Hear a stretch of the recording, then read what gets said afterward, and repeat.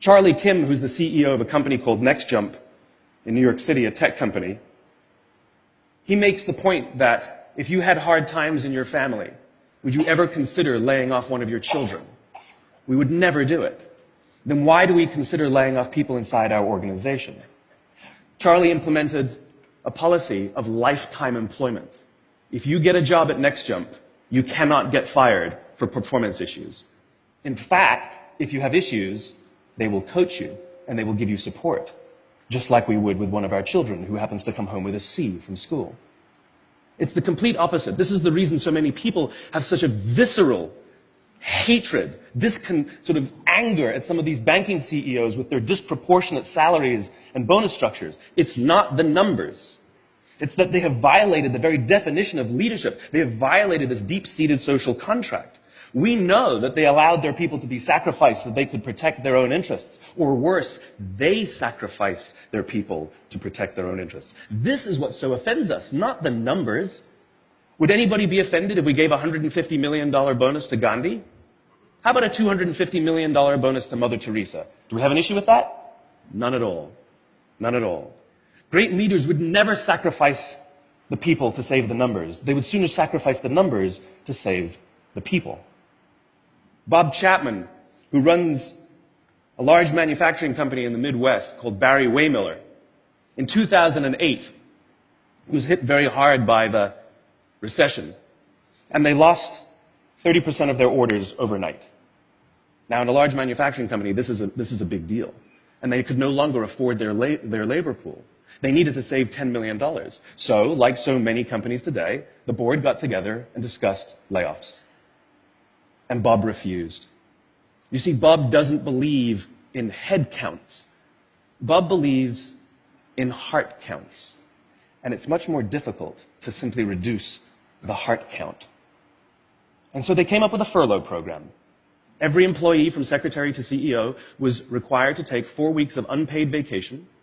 They could take it any time they wanted, and they did not have to take it consecutively. But it was how Bob announced the program that mattered so much.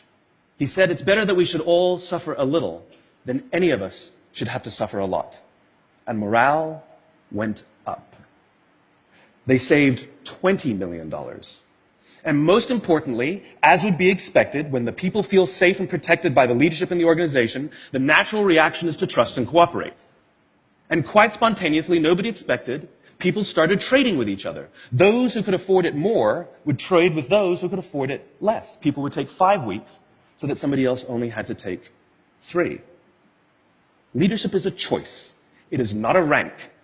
I know many people at the senior-most levels of organizations who are absolutely not leaders. They are authorities. And we do what they say because they have authority over us, but we would not follow them.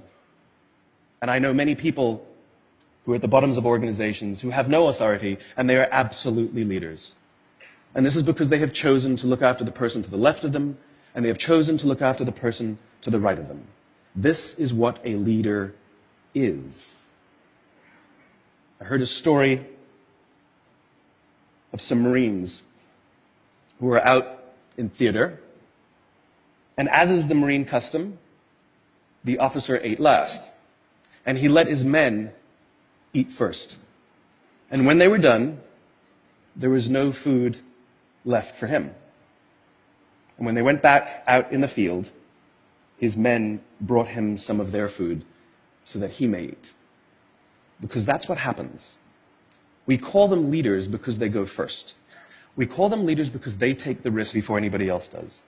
We call them leaders because they will choose to sacrifice so that their people may be safe and protected, and so their people may gain. And when we do, the natural response is that our people will sacrifice for us. They will give us their blood and sweat and tears to see that their leader's vision comes to life. And when we ask them, why would you do that? Why would you give your blood and sweat and tears for that person? They all say the same thing. Because they would have done it for me. And isn't that the organization we would all like to work in? Thank you very much. Thank you.